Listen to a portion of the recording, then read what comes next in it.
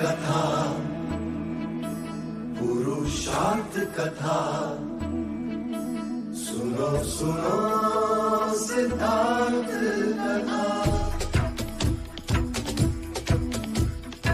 सत्य कथा, पुरुषार्थ कथा, सुनो सुनो सिद्धार्थ कथा। चढ़ते सूरज सा तेजवान वो कीर्तिमान, हुंकार भरे जब कूच करे, थर थर कांपे आसमान। वो राजपुत्र वो शूरवीर, पर्वत को भेद दे उसके तीर, शांति का स्रोत करुणा की धार, निर्झर झरे मन से अपार। वो राजपुत्र वो शूरवीर, पर्वत को भेद दे उसके तीर, है शाक्य वंश का वो तारा, जगमग है जिससे जग सारा। सत्य कथा, पुरुषार्थ कथा, सुनो सुनो सिद्धार्थ कथा।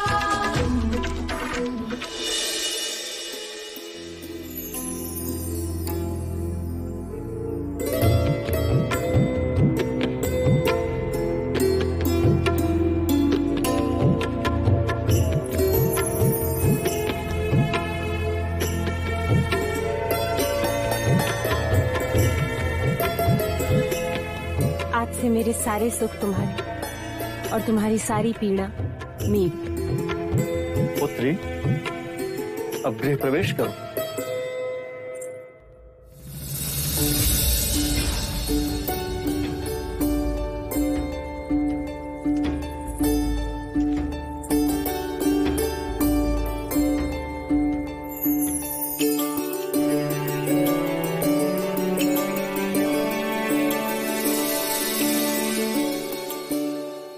अमिता दीदी, कदाचित आप प्रथम माता हैं जो अपनी पुत्री के गृह प्रवेश को देख रही हैं। आइए।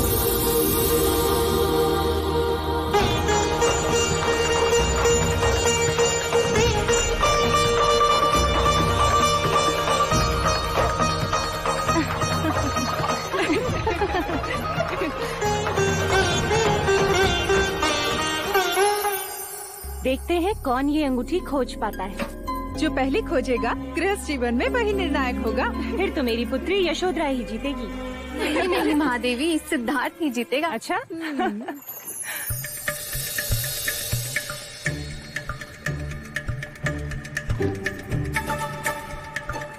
भैया मैं आपकी सहायता करूं? अरे अरे अरे, इतनी आतुरता छोटे युवराज, अवसर तो आपका भी आएगा।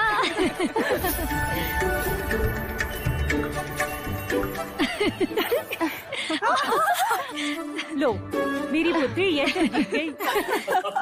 वो तो सिद्धार्थ जानबूझकर हार गया, क्यों युवराज? अर्थात अब यशोधरा के आगे तुम्हारी नहीं चलेगी सिद्धार्थ। चलो अच्छा है, अब मैं प्रश्न पूछता रहूंगा और यशोधरा उत्तर खोजती रहेगी। यशो, तुम भी तो कुछ कहो। ना इनकी चलेगी ना मेरी चलेगी, अब हमारे बीच सिर्फ स्नेह की चलेगी।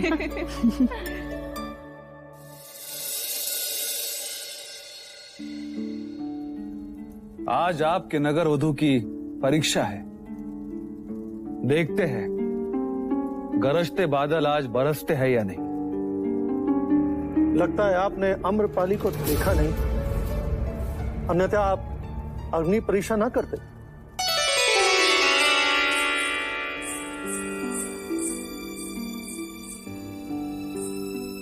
युवराज, वैशाली की नगरवधु अम्रपाली की ओर से प्रणाम स्वीकारें और आपकी विवाह की खुशी में मेरी ओर से नृत्य की भेंट स्वीकारें।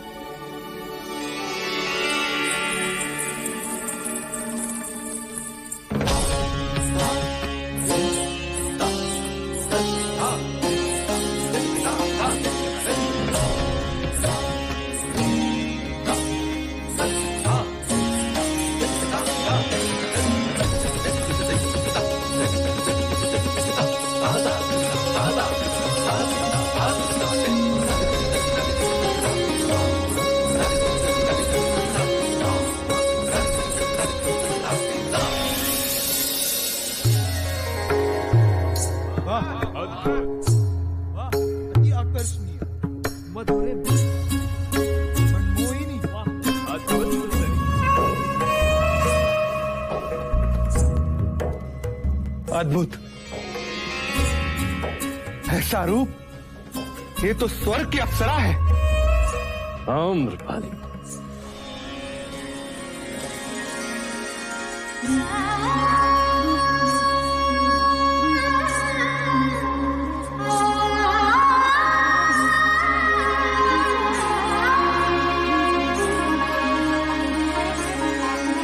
मन की डाली हवा से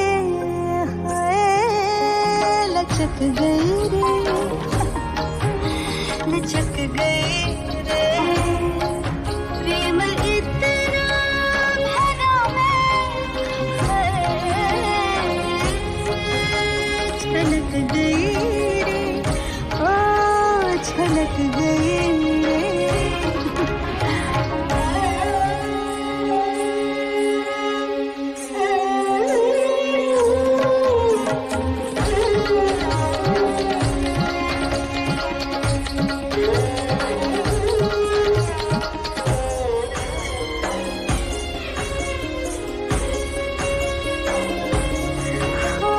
रंग और रूप की मैं हूँ मंदाकिनी,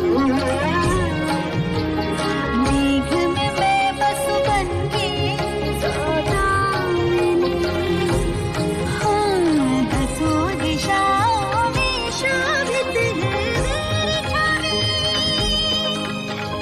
सर झुकाए मुझे चंद्रमा और रवि,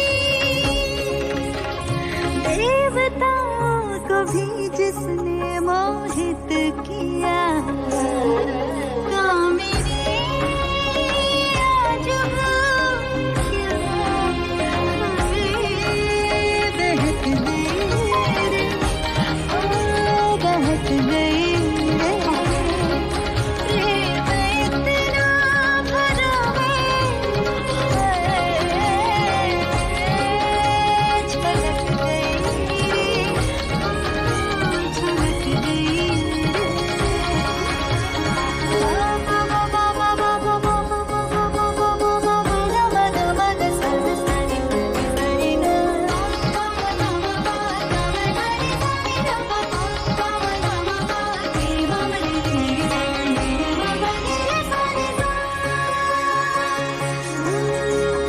कभी आई नहीं रूप से आँचें, कभी देखा नहीं प्रीत का आयाचे, तन पे मेरे अब उन नैनों की छाप है, कौन सोचे कि ये पुण्य है पाप है,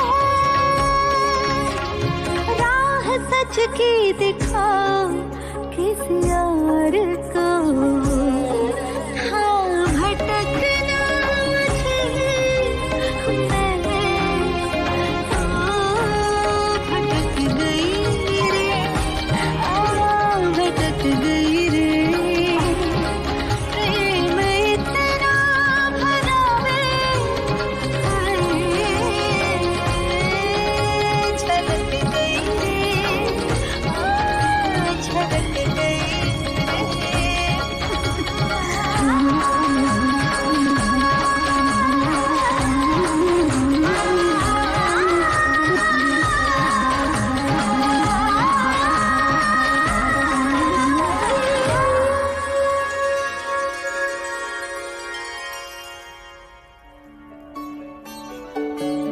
वाह, अद्भुत, ऐसा नृत्य मैंने इससे पहले कभी नहीं देखा। वाह, इसे भेंट समझकर स्वीकार कीजिए। लावण्य आम्रपाली, आपने इस अवसर पर आकर अपने नृत्य से सबका मन मोह लिया।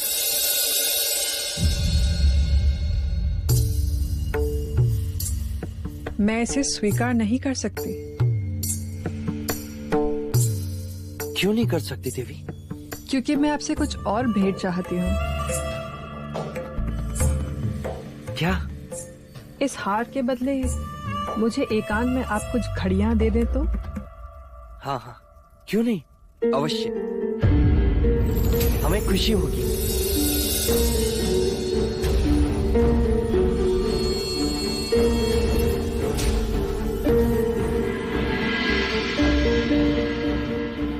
कहिए देवी, कब मिलना चाहेंगे आप? धृष्टता ना हो तो इसी वक्त एकांत में। अवश्य। लावण्य आम्रपाली से एकांत मंत्रणा की व्यवस्था की जाएगी, जहां केवल आप रहें और मैं, दूजा कोई नहीं।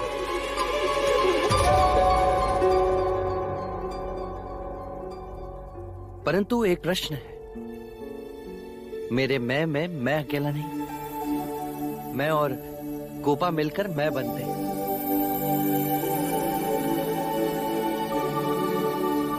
मैं इसका और ये मेरी अर्धांग है।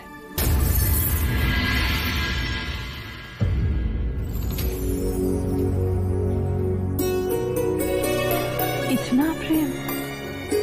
हाँ, सारे जग में प्रेम बढ़ना चाहिए और आरंभ अपनों से होना चाहिए।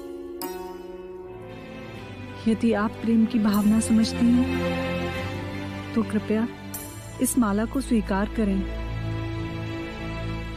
आपकी कला अतुलनीय है, लावण्य आम्रपाली।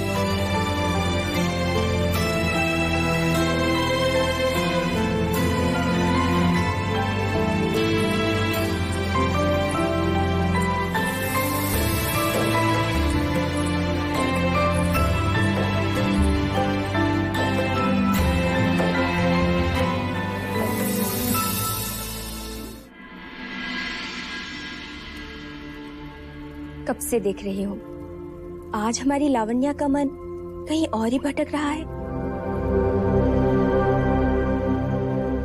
मुझे राजकुमारी यशोधरा से ईर्ष्या हो रही है।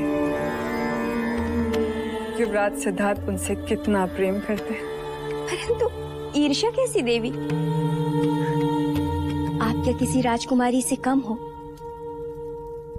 संपूर्ण संसार के राजा और राजकुमार आपकी एक दृष्टि के लिए तरसते हैं।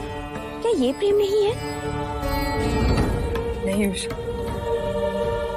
वो केवल वासना है। उनमें से ऐसा कोई नहीं जिसकी दृष्टि के लिए मैं तरसूं। सभागृह में सभी राजाओं की दृष्टि मेरे शरीर पर सांप की तरह रेंग रही थी, और सिद्धार्थ की दृष्टि में मैं जैसे उपस्थित ही नहीं। मेरे कितने प्रयत्न करने के बाद भी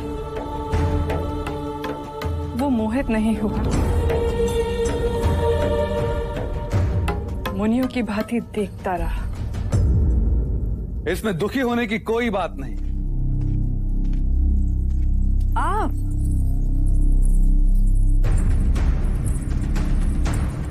सिद्धार्थ मोहित ना हुआ तो ना सही, पर मगध नरेश बिंबिसार तुम्हारे अधीन है। अपनी जीत की घोषणा करने आए महाराज बिंबिसार? नहीं, तुम्हारे पराजय का भागीदार बनने आया हूं।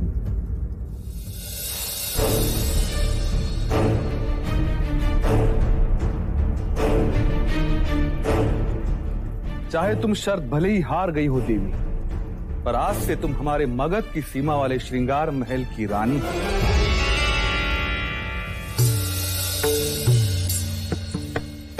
अर्थात एक और राजा मोहपाश में बन गया, और मोह के वृक्ष पर ही प्रेम के फूल खिलते हैं आम्रपाली।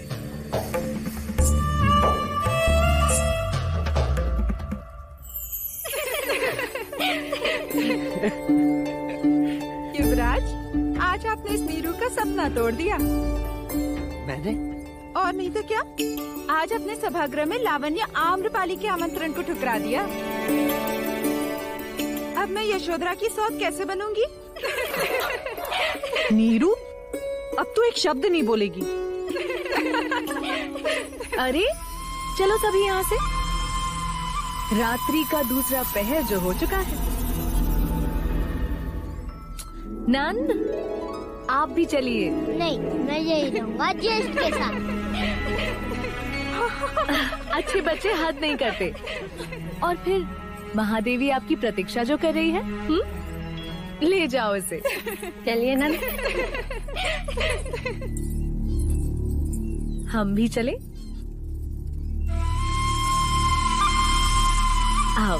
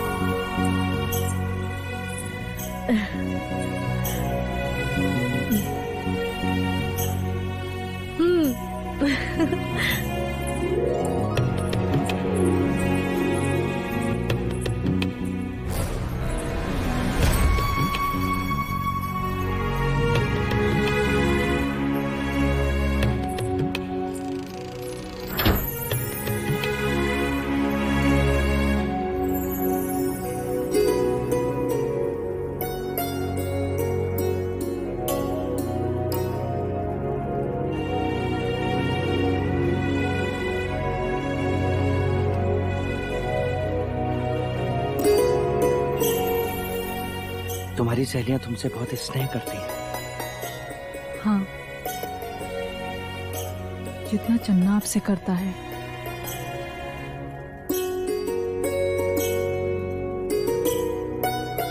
एक प्रश्न पूछूं? मना करूंगी तो मानोगे? नहीं ना?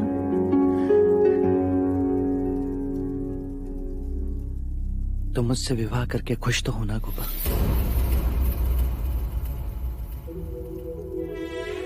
ये कैसा प्रश्न है?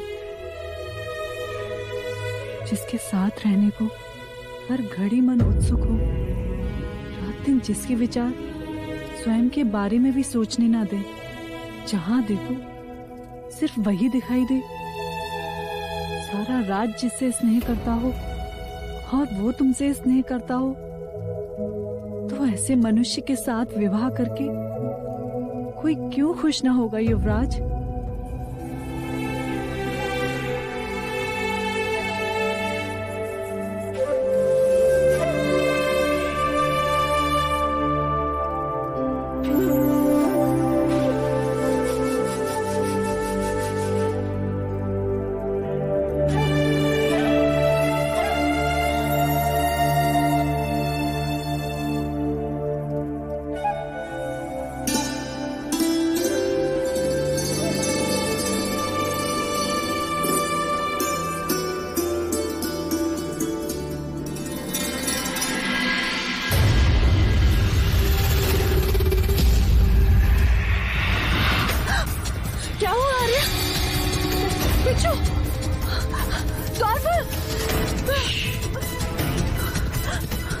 किसी को मत बुला। और ये बिच्छू? इस समय इस बात का फैलना पूरे महल में कलेश फैला देगा। चन्ना यही है, मैं उसे बुला लेता हूँ, वो इन्हें दूर कर देगा।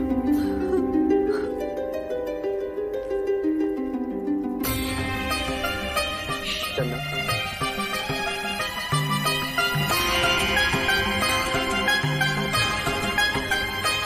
यहाँ कोई है जो विष फैला रहा है। आज सुबह वरमाला में बिच्छू निकला तो सोचा योगानुयोग होगा, पर यहाँ पर इस तरह इन बिच्छुओं को रखना, ये एक षड्यंत्र है युवराज। इस महल में कोई है जो हमारे विवाह से खुश नहीं है, कोई है जो हमें साथ नहीं देख सकता। नहीं गोपा, इस महल में हमारा कोई विरोधी नहीं, सब हमारे स्नेही हैं।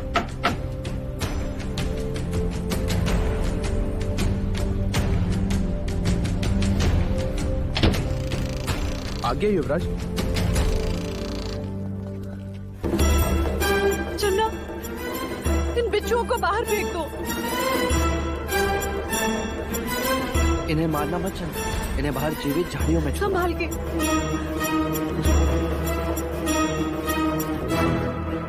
अब कोई भय नहीं। अब मैं इस खंड में नहीं रह सकती।